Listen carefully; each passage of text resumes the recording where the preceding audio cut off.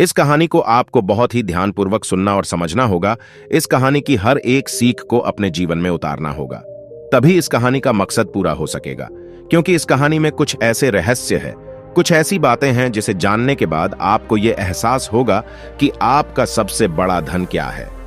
आपका सबसे बड़ा ऐश्वर्य हमारा स्वास्थ्य ही है। तो चलिए कहानी शुरू करते हैं। दोस्तों, इस दुनिया में ताकतवर को ही नियति की यहां जगह मिलती है, कमजोरों की यहां कोई जगह नहीं। यह बात आपने सुनी ही होगी और इस बात से आप भली भांति परिचित भी होंगे। इस बात में कोई शक नहीं कि पुराने जमाने में जो लोग हुआ करते थे वह आज के जमाने की इंसानों से कहीं ज्यादा ताकतवर थे।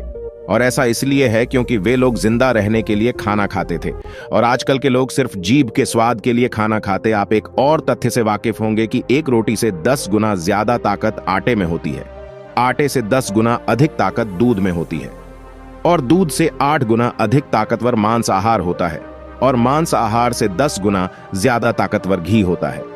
लेकिन यदि आप आज के समय पर देखेंगे, यदि किसी व्यक्ति को घी खाने के लिए दिया जाए तो वो ज्यादा से ज्यादा 1 चम्मच ही उसका सेवन कर सकता है, उसके ऊपर वो नहीं खा पाएगा।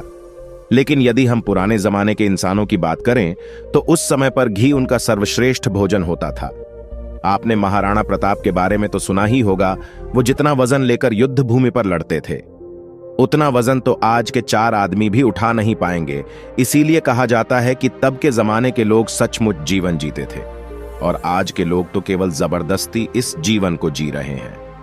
बहुत समय पहले की बात है, एक छोटा सा राज्य था। उस राज्य का राजा बहुत दयालु था और वहां की सेना भी बहुत पराक्रमी थी। उससे न मैं एक ऐसा व्यक्ति भी था जो अत्यधिक पराक्रम था और वह उस राज्य का सर्वश्रेष्ठ योद्धा था। वो इतना ताकतवर था कि एक साथ वो 50 लोगों को भी परास्त कर सकता था और राजा उसके इस पराक्रम से हमेशा बहुत खुश रहते थे। जब भी उससे कोई युद्ध करने जाता तो वो पहले 100 बार सोचा करता कि क्या उसे युद्ध करना आसान है, क्या उसे हराना आसान है। हर कोई जानता था कि वो बहुत शूरवीर है, बहुत ताकतवर है, इसलिए उसे हराना लगभग असंभव था। अपने राजा के लिए हमेशा तत्पर रहता, अपने राज्य के राजा के लिए, अपनी प्रजा के लिए जो कुछ उसे अच्छा होता वह उसे अवश्य करता।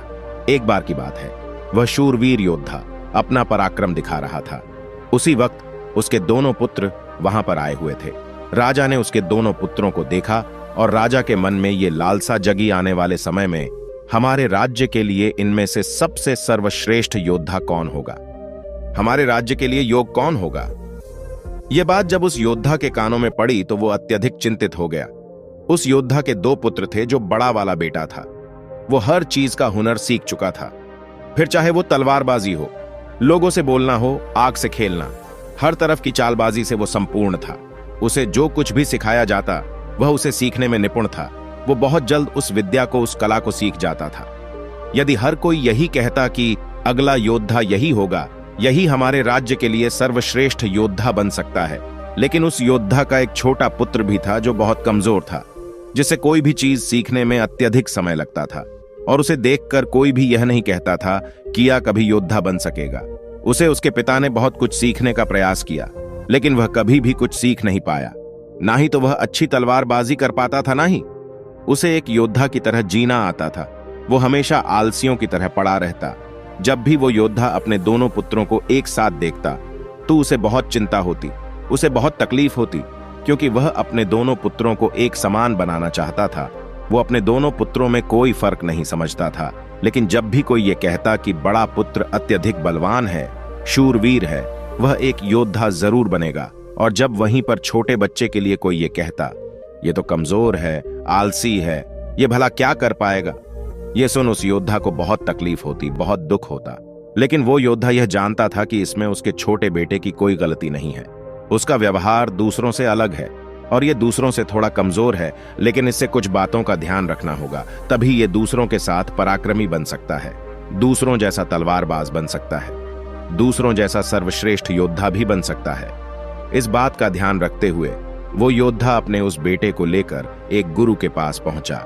ये वही आश्रम था जहां उस योद्धा ने भी शिक्षा ग्रहण की थी।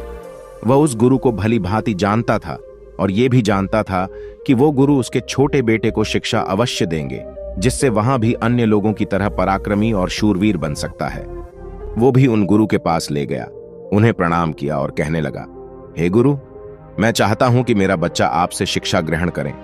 ये थोड़ा आलसी है, थोड़ा कमजोर है और ये कभी कुछ सीखना ही नहीं चाहता, जबकि मेरा बड़ा बेटा बहुत साहसी है, शूरवीर है, ताकतवर है, पराक्रमी है और इस राज्य को ऐसे ही लोगों की आवश्यकता है।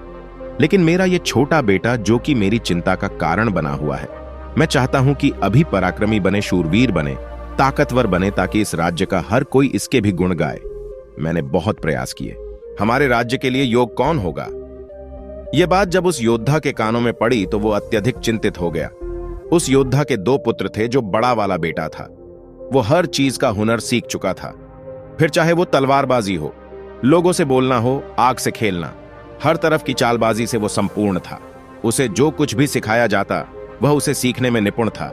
वो बहुत जल्द उस विद्या को, उस कला को सीख जाता था। यदि हर कोई यही कहता कि अगला योद्धा यही होगा, यही हमारे राज्य के लिए सर्वश्रेष्ठ योद्धा बन सकता है, लेकिन उस योद्धा का एक छोटा पुत्र भी था जो बहुत कमजोर था, जिसे कोई भी चीज सीखने में अत्यधिक समय लगता था और उसे देखकर कोई भी यह नहीं कहता था कि यह कभी योद्धा बन सकेगा। उसे उसके पिता ने बहुत कुछ सीखने का प्रयास किया, लेकिन वह कभी भी कुछ सीख नहीं पाया। ना ही तो वह अच्छी तलवारबाजी कर पाता था, ना ही उसे एक योद्धा की तरह जीना आता था।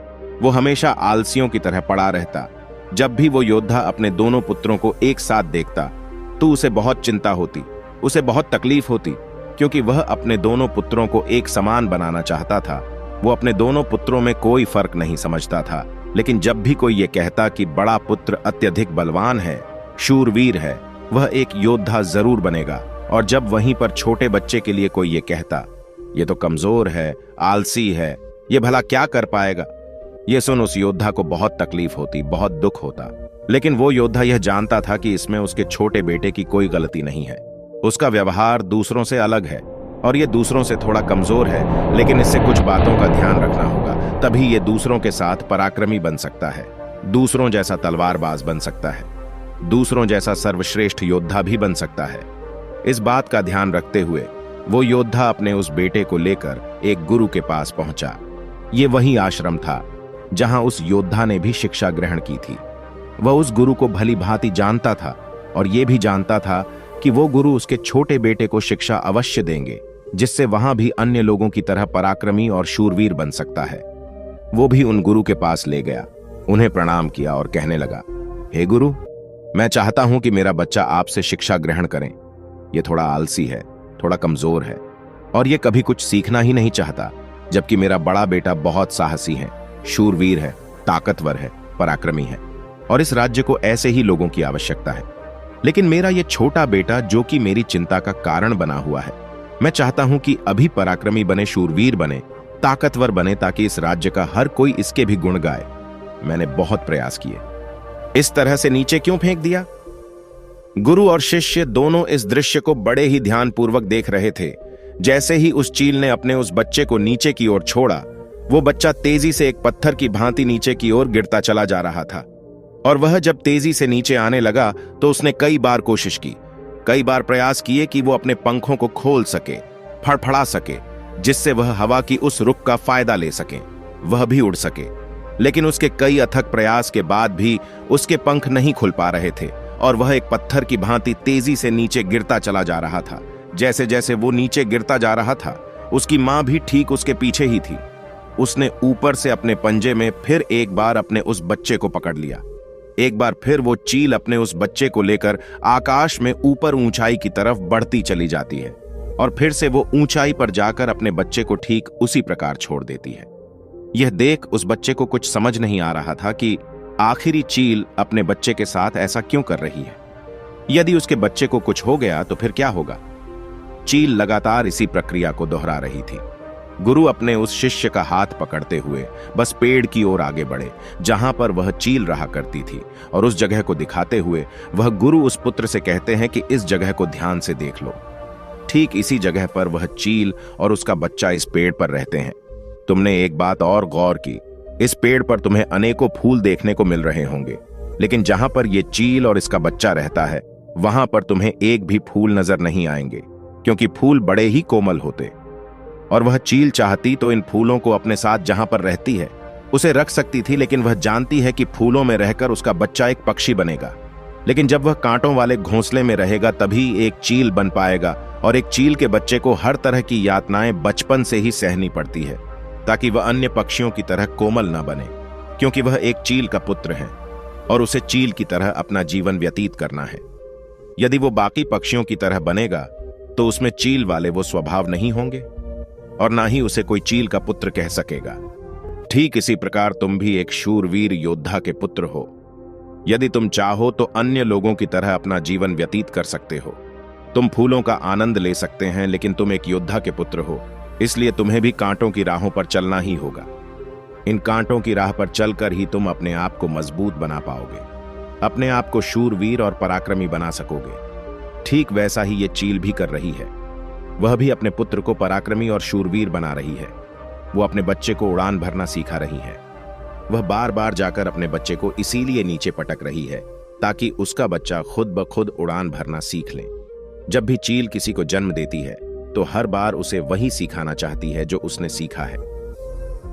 वह एक चील होने का उसे एहसास कराना चाहती है, किंतु यदि वही पुत्र किसी और पक्षी के घर पर जन्म लेता तो उसे इस तरह की यातनाएं ना सहनी पड़ती, उसे इस तरह से किसी भी क्रिया से ना गुजरना पड़ता। वह फूलों के घोंसले में रह सकता था, वह फूलों में पैदा होता और फूलों में ही खत्म हो जाता।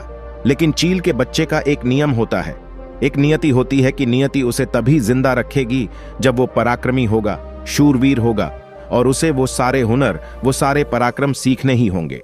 ठीक उसी प्रकार तुम भी एक शूरवीर योद्धा के पुत्र, एक पराक्रमी योद्धा के पुत्र, इसलिए तुम्हें भी वह हुनर सीखना ही पड़ेगा। अन्यथा अन्य पक्षियों की तरह तुम भी अपने जीवन में कुछ नहीं कर पाओगे। तुम भी एक दिन फूलों में जीकर फूलों में ही मर जाओगे। ये सब देखकर वो पुत्र उन गुरु के चरणों में गिर पड़ा, उन्हें प्रणाम की और कहने लगा, हे गुरुदेव, मुझे अपनी गलती का एहसास हो चुका है। मुझे यह पता चल चुका है कि मैं एक शूरवीर योद्धा का पुत्र हूं और मुझे अपना जीवन इसी तरह से जीना है। मुझे इस हुनर को सीखना ही होगा। इतना कहकर वह गुरु और शिष्य वापस आश्रम की ओर लौट जाते हैं। वहां पहुंचने के बाद वह गुरु अपने उस शिष्य से कहते हैं, मैं तुम्हें कुछ ऐसी बातें बताने जा रहा हूं जिससे तुम्हें अपने जीवन में उतारना होगा। यदि तुम इन बातों को अपने जीवन में उतार लेते हो और इसे तुम्हें जीवन भर याद रखना होगा। जो कुछ तुमने अभी उस चील से सीखा है वह तुम्हारे लिए एक ऐसी सीख है जिससे तुम्हें कभी नहीं भूलना चाहिए। लेकिन तुम एक चील नहीं हो और चील की बच्चों की तरह तुम इन ज्ञान को भी अर्जित नहीं कर सकते। आखिर तुम एक इंसान हो और तुम्हें इंसानों की तरह ही अपने शरीर को बनाना होगा। आज मैं तुम्हें कुछ बातें बताने जा रहा हूं जो तुम्हें अपने घर जाकर करनी होगी, जिससे तुम एक पराक्रमी योद्धा बन सकोगे और अपने शरीर को स्वस्थ रख पाओगे। क्योंकि एक शूरवीर हमेशा अपने शरीर का ध्यान रखता है। वो हमेशा अपने शरीर को चुस्तीला और फुर्तीला बनाए रखता है, जिसके कारण वो कभी बीमार नहीं पड़ता। तुम्हें भी इस बात का ध्यानपूर्वक ध्यान रखना होगा। तुम्हें सुबह जल्दी उठना होगा। 6 से 8 घंटे की नींद तुम्हारे लिए महत्वपूर्ण है। इससे ज्यादा कभी मत सोना। सुबह जल्दी उठकर अपना जो हुनर है उसका अभ्यास करना।